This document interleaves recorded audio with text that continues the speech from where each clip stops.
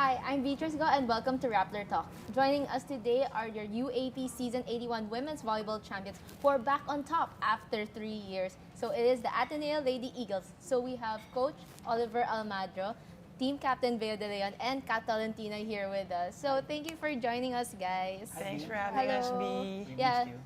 Yeah, Aw. you weren't there in the finals. Oh, I'm so sorry. But then, yun nga, parang, but then I was there, like, remember the start of the season, like, you guys weren't expecting anything at all. And then, like, Bea was saying, like, you just kind of, you wanna be a shocker, diba? Kind of a shocker, yun yung sabi mo, exact words. So, do you think you've surprised everyone naman on how you guys performed this season? I think we did, including ourselves, because really our first goal, of course, was to do an eliminations, to be able to get to the Final Four. Kasi last year, diba, we finished third, so we want to just match that first. And then towards the end of the eliminations, we're like, hey, we're on top. We didn't think, kasi nga, we had so many close games that could have gone either way. But, you know, we didn't expect at all we'd be on top with 2 losses lang, diba? And ang gulo ng season everybody was a good match, everyone. And then, yun, then we stumbled against FEU, stumbled game 1. So we didn't think na we'd be able to pull through. So, Coach, sabi mo din sa start of the season, parang rebuilding phase kayo, pero rebuilding in terms of the system. So, you saw how everything paved the way to the championship. Was it all worth it, yung adjustment mo? Well, as I've seen it throughout the season, of course, there's lapses, yung sa execution, hindi namin execute properly, but luckily we're winning games. And then I told them na after that finals and we had a meeting, I said to them na lahat ng sacrifices, lahat ng system, lahat ng changes, I just saw it nung game 2 and game 3. And sabi ko luckily, yung gusto ko mangyari, yung gusto nila mangyari sa sarili nila na changes, lumabas nung game 2 and game 3. And then they admit it. Yeah, we've been reviewing the videos. Yes, I can do that now. I can do this now. I can do that now. So, talaga it's a long process. System is not just, you just put it there and then you just take it and then voila, winning. No, you have to be in the process, follow the process, follow the system. There's challenges, but you really have to follow it and trust it. Yeah, and what do you think sparked that change naman? There's no drastic change naman. They have the power, they have the talent. It's somewhat yung putting mindset in every game, preparing every game, preparing every opponent. Kasi different yung UAAP iba. And you know, UAAP is a long tournament. I don't know if there's that kind of tournament sa ibang other countries that's we've been playing for 3 months, more than 3 months. And I think it's NBA lang yun, ganun kahaba. But yeah, so you really don't know what will happen along the way. So praise God, wala kami injuries. And then kung meron man, minor. So nakaka-recover right away. And then slowly, they're nag-gel sila slowly, nakukuha nila yung gusto kong ipagawa. So yun naman yung naging factor naman. Yeah, and for the players, was it frustrating naman? Kasi yun nga, may pinapagawa si Coach O and then I guess like hindi nyo nakuha yung tamang timpla and everything. So what was the feeling naman when you got it? Or what was the factor to it? I think with the new system this year, it was obviously anything that's like any change is always hard. But I mean, for me, I knew in the end we would get it eventually, and it's just, I mean, it's funny because it's the last. He said like you really saw it in the last 2 games of the season, and of course that's when it really counts. So for me, I mean, we won and we're champions. So clearly, everything turned out the way we wanted, and yeah, it was a tough year, but I think the team really adjusted well and trusted in each other and in coach. So. Yeah, it took a while. It took a long while for us to get to the system, especially for me personally. Because my weakest link actually, funnily, is the blocking. Coach's system revolves around it. So it took me so long to be able to adjust to the form that he wanted, to the timing that he wanted. Because for me, as an athlete, one of the hardest things to conquer is getting out of your comfort zone. So it took a while. It took a while and a lot of patience from coach to really get me to accept the system and really um, work my way through it talaga. But in the end, like, I also didn't think that I'd be able to block as well as I did this year. Thanks talaga to the system that he did because yun, everything nga talaga just really came when it mattered. And it was galing. We're also pretty amazed at how it all turned out. And then for Kat, this is your first championship ever in the UAP and apparently it's your second finals, right? So was this like the dream final series for you? And then like because you won the championship and it was against UST, not LaSalle. Yeah. Yeah.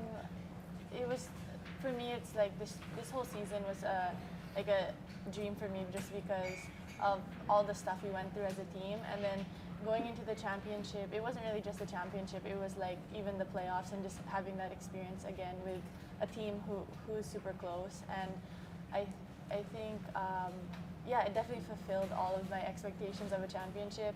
I mean, UST put up a good fight and it was a tough loss since we lost game 1. And of course, it made it exciting for everyone because, you know, you play in do or die games and all of the stuff. I couldn't have asked for a better championship. And I'm just thankful also that we made it to the finals even. And even my first year, I made it to the finals. So, I mean, I'm just one of the lucky athletes who was able to experience that because not many athletes can say that they've been in the finals. So. And for Coach O and Bea, you have experienced the UAP finals and championships in different ways kasi you were in the men's, tapos Bea was champion when you were in first year. How would you compare this championship to the ones you've experienced before? Well, sabi ko nga first, you should always be one of the best. It's my first sa women's And you know naman, coaching these girls na very talented, na came from different system. I'm also challenged na, will they get my system right away? Susunod ba sila? Or maniniwala ba ako sa mga chismis na ano sila, na hindi napasaway sila? But yun, nung naging player ko na sila, now I learned that they're so coachable. They are so passionate in what they're doing. They really prepare well if you really tell them what to do. They really prepare well on their own. They sacrifice a lot. I haven't seen that when I'm with the men's team. So that's what is special for me. It's because, well, I'm on the other side, same gym on the other side, but I haven't seen how they work as a person on their own. I just see them as a team, but I don't see them on their own. So, nakita ko na pag ganito pala itong mga ito, they really prepare well, they really focus on what they're doing. And to think na they're still studying also in Ateneo. Alam mo na mahirap yung dyan. Wala naman silang reklamo, they don't complain. Kaya they don't complain. They don't complain. Well, yun, special, it's because when I came in, I didn't have a hard time really adjusting to the women's team because Bea, Maddie, Kat, yung mga seniors nga, sila Kim, really helped me manage the rookies, manage other players. And unlike pagka talagang lahat sila, parang walang tutulong sa'yo So, Maddie on the day 1, nandun na. Si Kat, nandyan na right away. Si Bea came back from nag-50 years. Si Kim coming from ACL. So these seniors really helped me a lot. And it's really special for me because I've seen that I'm the head coach, but the players really helped me to be the head coach. Really helped me to magawa ko yung dapat kong gawin. For me to do my job easily. For me also, it was really, really special because my first year when we won, we defended it. And I wasn't there when the first time that they got it. So, kumbaga, it wasn't like a started from the bottom thing. It was a good experience for me, rookie year, and it was amazing. But I think this, for me, is more special because dinaanan mo lahat ng hirap lahat ng talo. Alam mo, nung first year, hindi ako nakaranas ng talo Courtesy, I think, more from credits more to my seniors. I mean, I was just, there, like, trying to learn, but they knew what they were doing, and I barely knew anything. So, kumbaga, I rode with their tide. But for this, all these years, we came from heartbreak losses, from falling short to second, and even before this year, we ended in the third, didn't even get to the finals. So, alam mo yun, di ba, it's sweeter that way pagkagaling ka sa baba. So, and to just know that how big of a risk this was, knowing that coming into this year, my mindset wouldn't be like, okay, if I don't get it this year, I have it next year. There was none of that for me. So for me, it was all now or never, now or never, now or never. So I think that's why it's the sweeter one for me talaga, because wala, it's really the dream come true for me. You know, ending it right and exactly how you want it. Not everybody gets that talaga. Yeah, and your season, actually Bea, your story this whole season, it was more of like yung struggle na to being a leader, right? Like parang it's proving yourself on and off, both on and off the court. And at what point did you like see in your teammates, in your whole team na, you know, we are definitely contenders from the championship? Definitely after the first game, it was like, uh-oh. From the preseason in PBL, when I saw the system coming together and us getting to the finals, it was really high hopes, diba? And then the first game, we lost right away, and you're like, uh-oh, so much work to do. And then slowly, we got up, 10-game winning streak, diba? And that's when I knew na, oh wow, okay, sige, first game nga lang talaga yun. We can really work our way back up. And we had really good games. The ones against NU, UP, when everything was coming together, and we were just amazed at how seamless the movement on the court was. So siguro mga towards the end of first round, I saw it again na, oh, okay, we can really do it again. We can really bounce back and make our way back all the way to the top. And then yun, slowly talaga, it just came together. And even with all the losses yung towards the playoffs. Yeah. You really saw it there pa rin, no? It was like up, bang, up, psh. But at least the ending was up, you know. And Kat, your personal journey, like in the whole Ateneo, kasi you had 3 ACL injuries in your entire life, but then you emerged to be one of the most consistent players also in the team. How did you do it? It took a lot of help from other people. I mean, those 2 years when I was recovering, it wasn't just me. It was also like when I was in Moro and having those people support me, especially the PTs there, because I think people forget that even those 2 years of rehab or therapy, if I didn't get through that, I wouldn't be playing with the team right now. So I give a lot of credit to PTs, and just being able to come back from that is big. And also, of course, Dr. Canlas and the people who did my surgery. So I'm thankful for them. And it was also like the way that I came back was actually kind of interesting, because I wasn't going to play after my 3rd ACL injury, but then I read this article from another newspaper. She's from America, and this soccer player or football player, she had like 5 knee surgeries or something, and then it was a really inspiring article. I posted on my Instagram actually like 4 years ago when I got injured, and then it kind of inspired me to play again. And then ever since that, I wanted to be the same. Like, how could a girl with 5 knee surgeries want to still go back to the sport after like that much like trauma?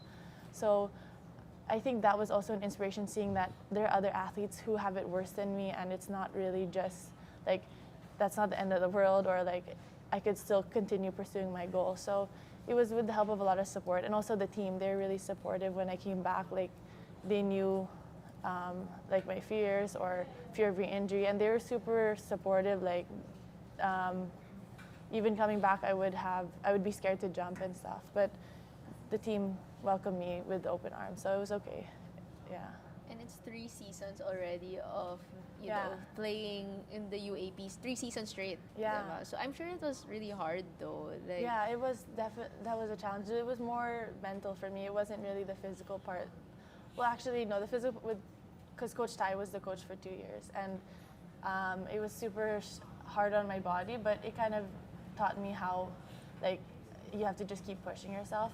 And yeah, it's also just about persistence, because I knew that, of course, God had a plan for me, and I didn't just, He didn't give me the opportunity to come back if it wasn't there. So Yeah, I'm just thankful that this season also I was healthy. I mean, I like the past 3 years I stayed healthy too. So Yeah. And then for yung future naman, so let's start with Coach. So you've won both men's and women's titles na.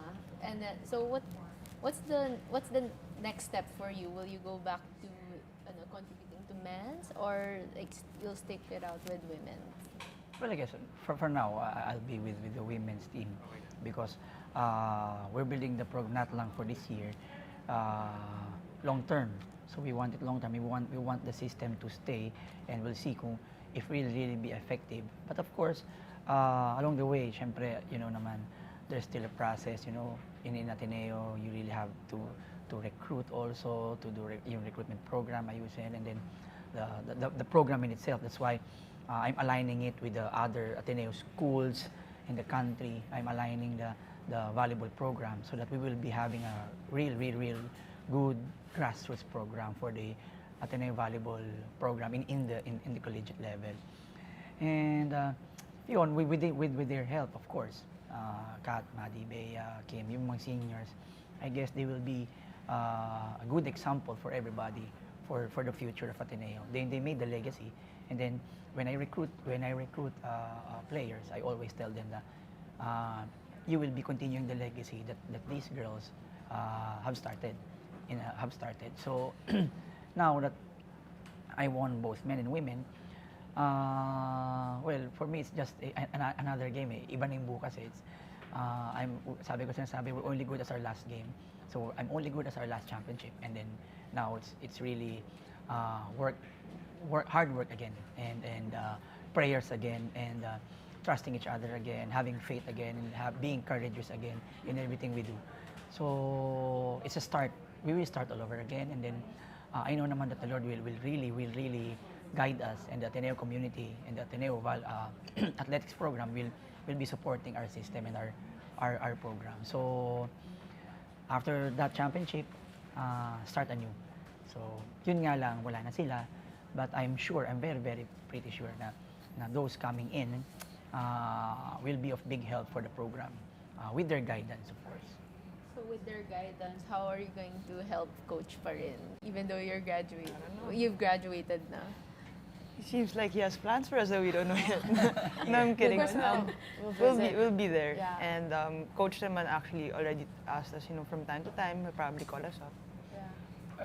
What we're doing kasi, Scrimmages, for what sure. I'm teaching these girls is to this volleyball team, it will be their family. So whatever it is, you will not want anything to happen with your family. So if your family, you always go back, diba? So they will be coming back to help.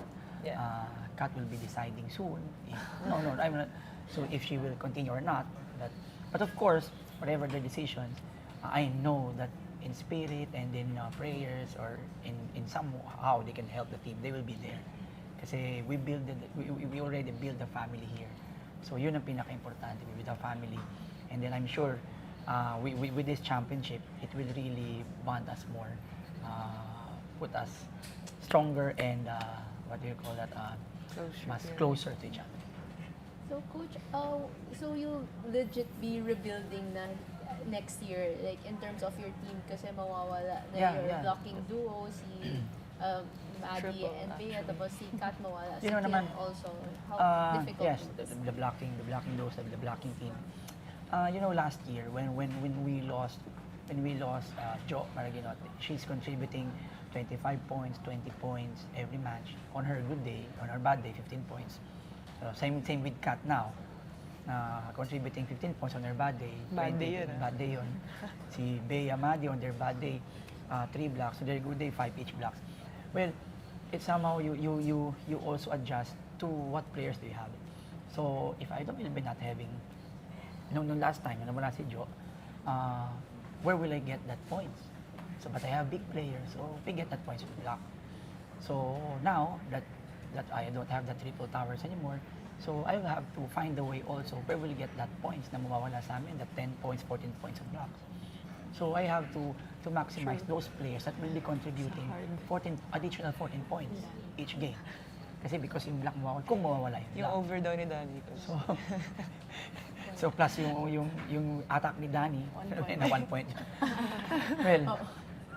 Yun nga. So I really have to adjust again where to get that point. Where to get that 15 points on a bad day ni Kat and 25 points on her good day. So I really have to look deep. But I'm pretty sure that we can come up with a new program, with a new style or new strategy coming this year. And you've also worked with Faith Nisperos na, I'm sure. Yes. She's already there. She's been working. She's doing her strength and conditioning already with other recruits and other rookies. They'll be starting right away. Yung iba kasi medyo rest muna. But the others will be starting right away. Actually, they have a program now to start. And of course, I really want them to focus on themselves muna. There's own fundamentals, own strength. Para when we come up together, when we go together, we sit together na alam na nila yung gagawin. Yeah. Who are the ones who are coming in? I'm pretty much sure that Faith Spells will be coming in, Joanna Narat will be coming in, and then other rookies will be coming in, but I cannot tell it right away because OAA is still the process of calling and confirming everybody if they're confirmed already. And you know naman in Ateneo, really have a system there. We cannot get what we want. We only get what we need. So yun ang isang di ba, magic in Ateneo eh. We only get what we need, isa, dalawa, but they excel. They become champions. So talagang pigang-piga, talagang yung hard work in each individual players, each players, talagang meron eh.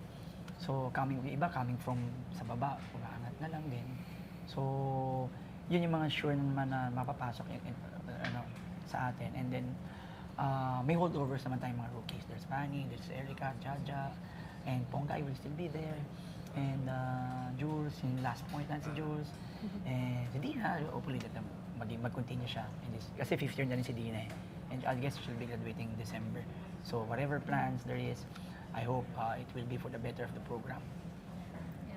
For Kat and Bea naman, what advice can you give to Coach O and his new team? And what do you think of the new players coming in to Ateneo? I've seen naman the people coming in and they're very good. Actually, I was saying na siguro if I was part of this generation, I probably wouldn't be able to get in anymore because I started out very raw. But now the talent is so much bigger and higher because I guess the level continued to increase and I'm very happy for the sport. But there's so much potential with the kids now and they're a lot bigger.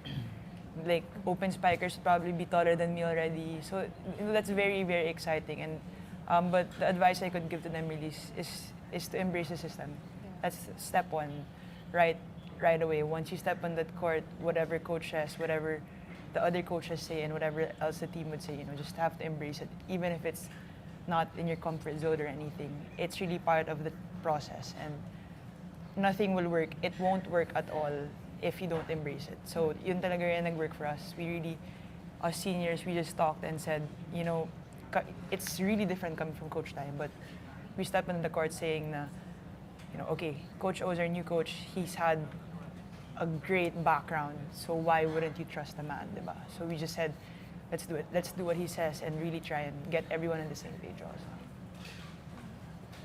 I agree with everything she said. I mean, my advice would be to... And maybe cover your ears from that. Yeah, maybe have earplugs. No. Yeah, just trust it also and also know that it'll all be worth it in the end. Like, because Coach O said, at the beginning, everything's super hard and off season, you sacrifice a lot and you think, oh, this is like volleyball is your life, but it's worth it. Like, we won the championship this year, and I remember at the beginning of the season, actually this year, I was like so down or it's so stressful, right? But it's really all worth it. So for the incoming rookies, don't get overwhelmed or just think about your goal every time you feel you're getting tired or yeah. So. And for Bea and Kat, what's next for you naman? Are you planning to pursue professional volleyball? Yeah. Probably, yeah. that's really the next step naman for us after UAAPs to play in the Pro League. Yeah. Are there clubs that are starting to contact you, to meet with you? Yeah. Yeah, of course naman. So Yeah. we'll see. We'll see what happens. I mean, we're not in a rush to decide yet, so. Yeah, Kat is not in a rush to decide yet also for the 5th year. One more year, Kat. Yes. I'm praying for it. I'm really praying for it. Yeah, but Kat, Okay. yeah. Yeah, you will always say say, she will okay. always say okay. She will always say that. I understand that. Yeah. But Kat, why would you like say that this is your last year already? I think it really just relates how we won the championship this year. I mean, like Bea said, it's such a sweet victory for us. The obstacles that we went through this year, all of the sacrifices and all of the things that the team has gone through together has made it all worth it. And I really feel like the championship, like we've earned it and everything. So, I mean, of course, everyone's always like, oh, don't you want another championship? But for me, I'm already grateful for this one, and I'm thankful that I'm healthy this season. And I know that maybe it's time for me to try go on to the next chapter of my life. And I think it's different for every athlete because people know my background and how many injuries I've had. And as a volleyball player, I mean, it's sad to say, but you know, everyone has their, like, you're not going to play your whole life. And I would think about it even during the season this year, and I would say, like, if we become champions, then I think I'm done. I think I'm done my UAAP career. And of course, that's my decision right now, and I stick with it. So, but of course, Coach O said you can never say never, and like you just keep praying and you just keep asking God for help to make the right decision. But as of right now, I already signed off. So Yeah, we'd always talk about Kusen. yeah, She's actually the oldest one in the team. yeah, So she's 24 already, and you said, okay, yeah, Kat, maybe if we do get it, it might be time for you yeah. to move on now. Because I mean, well, she's 24. Yeah. It's maybe time to get out of college. Yeah. Yeah. And I think the season for just the team was really good. So, you know, I want to end on a high note, but you never know.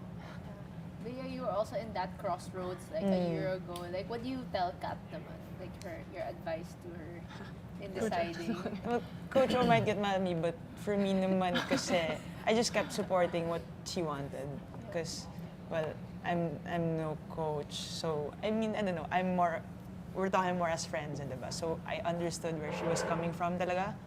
But for me, kasi Kat is, you know, like a different case. But if you're just my age and with Kat nga saying, kasi the crucial part about her was she had injuries na before, and it's hard to estimate the longevity of how long she gets to play pa. But for me, you know, people who are thinking about taking their 5th, and if, you know, the case is a bit more normal, for me, take it. Because, yeah, it's a once-in-a-lifetime chance, and at least I think for me here, there's nothing like the UAAP.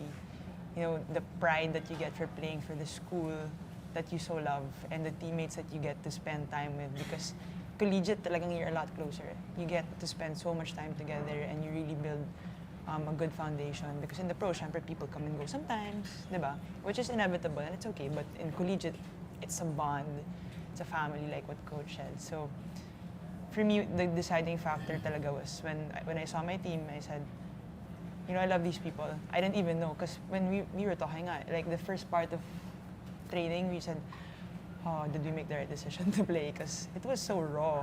Like, we couldn't do the basic things, even like the simplest things Coach wanted us to do, we couldn't at all. So we said, oh no, this might be a flop, or, you know, this might be not how we wanted to go, but just put in the work, and it's really worth it to get all the chances that you can get to achieve the dream brand of the UAAP championship. Because for me, totally worth it. I already, actually, I thought about it, but yung kay Kat na, syempre, of course, coming from the injuries, and then now, I really knew that she's praying for this, na no injuries, and we hope we can get this championship. And then she got it from the Lord. And she said, oh, it's a gift from the Lord. And I always say naman na, you might want to give it back to the Lord again. But of course, I'm respecting her naman. I really thought about it naman na, na noon pa lang, nung time na nasa UAP pa lang, I really thought na, what if Kat will not be here? Yeah, you know naman mga coaches kasi sometimes, you really have to have a plan B right away. He Hindi na po does, he pwedeng does. maging stagnant ka or wait. So, I really respect that. But of course, yun nga sayang. Nanginayang ko because Bea, Maddie, Kat, it's only a months that I coached them, and I really knew for myself that I can give them more. Hindi man ako magaling, but I can give them more na I think na madadala pa nila in their future life, their future career. So, di pa rin ako hoping, but of course, I still have a big faith. But, syempre, we have to consider also yung personal life din nila. So, hindi sila men's, iba yung men's. Iba yung men's, iba yung women's. So, men's, madali magsabi, sige, laro pa ako ulit. So, women's, maraming, you really have to, maraming factor to consider. I really respect that. But, we are heroes of faith and hope. So, I'm really hoping and I really have a big faith na whatever happens, the Lord will guide this team. If Kat comes back, well, it's a gift from the Lord. If she didn't, maybe there's other plan for her from the Lord. So, yeah. But what I hope, whole Ateneo community should be one in praying with me. Jericho's wall, wala namang impossible. Just all Ateneo community fans should be all together praying for it. Na all players should be healthy and that's it. But yeah, Coach O will be ready for whatever happens naman. Yung reaction nila, parang they're hinting that they want you to coach professionally. Well, yeah, why not, you know? Wala namang... But whatever happens at Ateneo, Coach O will be ready. You know what he told me? He's like, but if you come back or not, you're not indispensable. Diba? Which is true. Yeah. He'll be ready. In our team kasi, I always telling them na from number 1 to number 14 should be ready. What if Bea wala? Kasi nung Bea, hindi pa nag-decide si Bea. He already had a plan. May plano na kami. May replacement na ako, And guys. dumating siya, uy, good. So, adjust ulit. So, ganun naman talaga. You really got to have a plan, and then when things went goes the right way, but if not, well, you have to adjust that way. For Bea and Kat naman, like, is the national team in your mind? Now that you're done with Ateneo, because I'm sure you were so focused on UAAP when the tryouts were going on also. I mean, that's a whole other like aspect after UAAP. It definitely would be an honor to represent the Philippines, but I think right now I'm just focusing on what, like, because I think it's still SEA Games. Is that the next tournament? I think, and it's still far. But So, of course, it's yeah. November already. Oh, November. November. 6 months, Yeah. yeah. Oh, Next okay. year. Yeah, I mean, if the opportunity comes, then maybe. But Yeah, for sure. I think any player or any athlete would want to represent their country. So It's a we'll see because we didn't go through the process naman of Yeah. trying out and stuff. Because we really focused on UAAP. But you know, it's not a door that it's not exactly in our control to just say, hey, we want to play. Then okay. If the opportunity comes, then hopefully we'll be able to perform and Yeah. why not? Coach, what do you see in Bea and Kat na pwede, like, that can strengthen the national team naman? Well, of course, Bea, yung leadership ni Bea, hindi naman siya bagitong middle blocker. So, but of course, there will be a lot of players there that's stronger or taller than her or can do better than her. But there's something in Bea na, kagaya nga, si Maddie, di ba si Maddie magaling na yung block, siya yung Madzilla namin eh. But may nagagawa si Maddie na hindi nagagawa ni Bea, may nagagawa si Bea na hindi nagagawa ni Maddie. So it's like that. It's every player has that. Si Kat, yung height ni Kat when in her position, it's really a factor. Imagine a 6'1" player blocking a outside hitter of the opponent so it will really help you. If yun lang ang role niya, no problem. So I can see an opportunity with them, for them for the national team. But of course, we cannot say na ito yung matutulong nila i-add right kasi every coach has a different system eh. So in my system, it will work. So different coaches has different system. Baka yung coach has good, meron siyang magandang system for the team na nakikita niya, it's really different. But sabi ko nga, I always tell my players, opportunity comes once, twice, and when the opportunity comes, should be ready, prepared, and awake. Because sometimes di babalik. So, it's really an honor to represent the country. If they're top, to represent whatever it is, taga-abot ng tubig, taga-abot ng tuwalya. So, you have to grab it. It's because it's for the country. It's not lang sariling volleyball.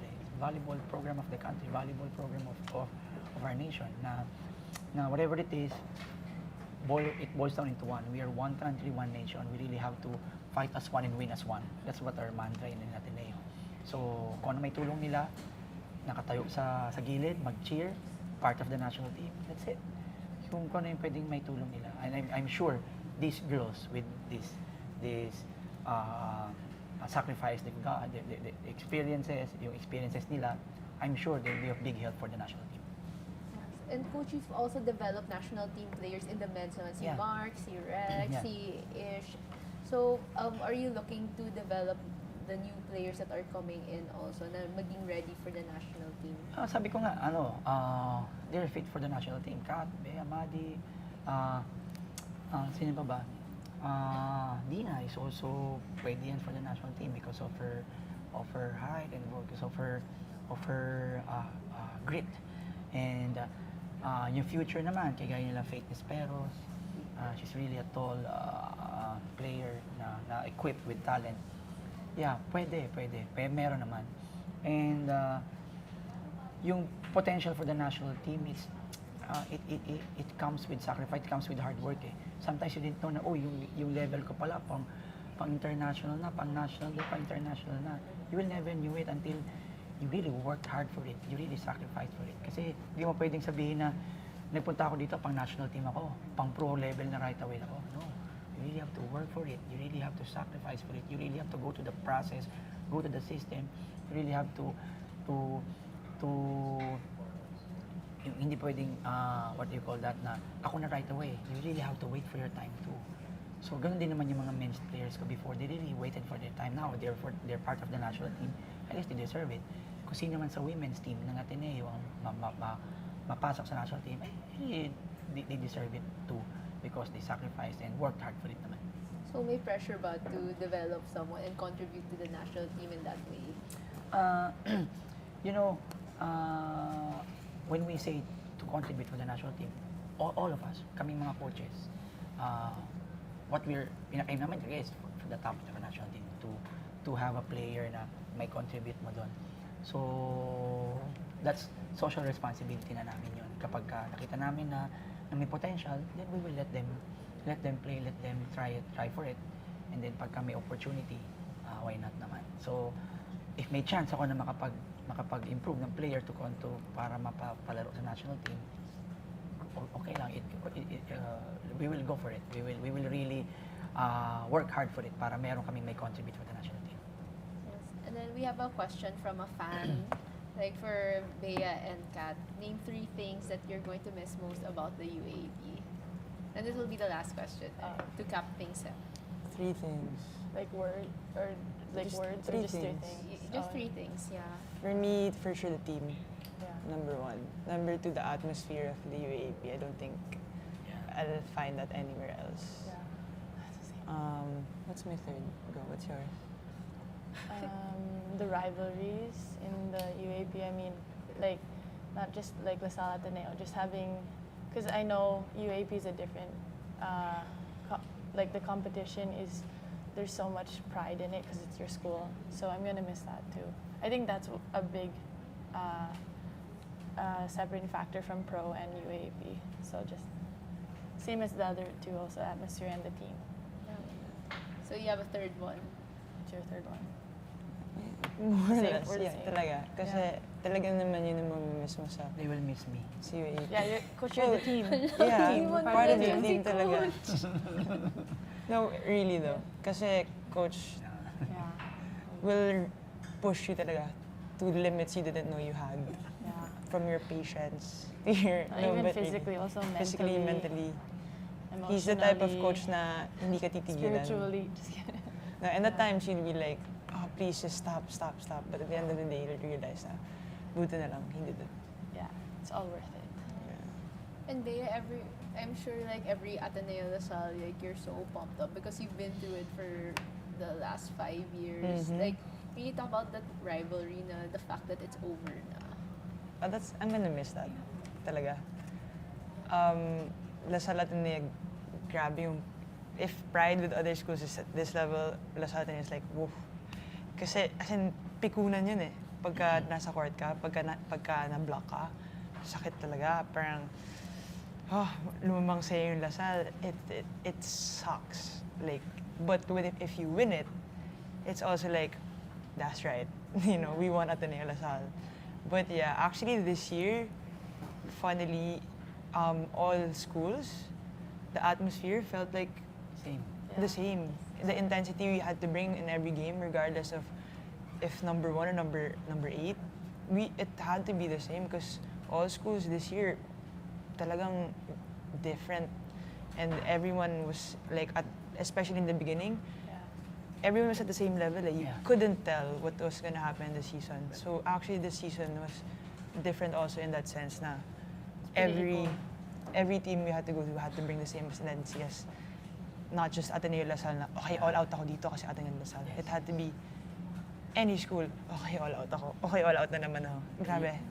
You know, Ateneo Lasal is just a way of the Lord para umangat yung volleyball. It's the really. For me, it's a fate of the Philippine volleyball na magkaroon ng Ateneo Lasal rivalry sa volleyball para umangat yung level ng volleyball. Magkaroon ng maraming trabaho, magkaroon ng maraming opportunities sa mga bata. And then, come to think of it, na nag-excel na rin ibang teams.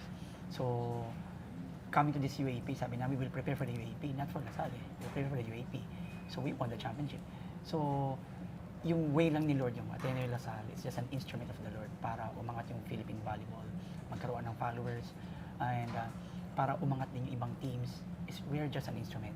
So we're happy for that rivalry sa sabi nga ni Bea. And I'm happy na ano nila yon, na experience nila yon sa playing career nila. I'm happy to na-experience ko din. So, yun na, we thank the Lord for this. Kung ano nangyayari sa Philippine volleyball ngayon. Because everybody has an opportunity now to play well, to be better than their best always. And remember yung baptism of fire mo was Yeah. Ateneo Lasal din. And then I said, all I said, that's, me too, I'm ano dun eh, guilty ako na overwhelm ako kasi it's BOA, and then Lasal Kaga, first 20,000 people watch it right away. And the first round of the UAAP. So ako din, so when we lost, sabi ko lang na look at the people around us supporting. So yun nag-ano sa amin, nag-inspire sa amin to work hard. So nagkaroon ng streak. And then yun nga, sabi ko naman na you have yet to see our best. So yun nga siguro, we will be playing for the last game of the season. Yeah, kasi this whole season was very swag, Yes. diba? Swag. Tapos all schools also. From all schools. Lahat ng school kasi really stepped up. Shocker. All schools. Like at the net, I'd be like, oh, she's talking at me. Nag-step up lahat ng school kasi talaga. Yeah. They really did. Okay, so yeah, thank you for joining us, and for Kat and Bea, congrats again on your last year, and Thank good you. luck in whatever like, team that you want to go to in the professional. And kay Coach Thank din, you. good luck din sa Ateneo Lady Eagles, yung new generation. The Ateneo committee should pray for us always. You pray for us. Okay. Yeah, pray for us. Okay, so this is the Rappler Talk, and thank you for joining us.